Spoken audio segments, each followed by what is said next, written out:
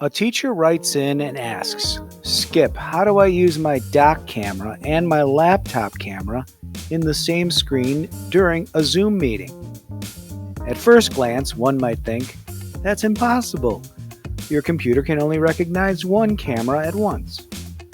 Well, I'm here to tell you, it can be done in Zoom.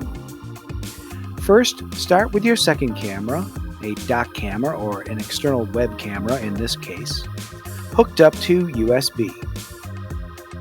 Then start a Zoom session. Click on the up arrow near the camera icon and choose Video Settings.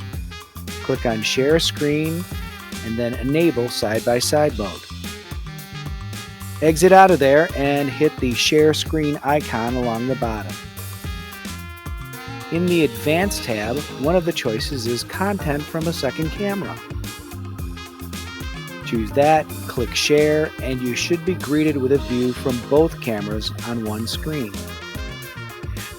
And to stop the sharing, click Stop Share. Kinda neat, huh?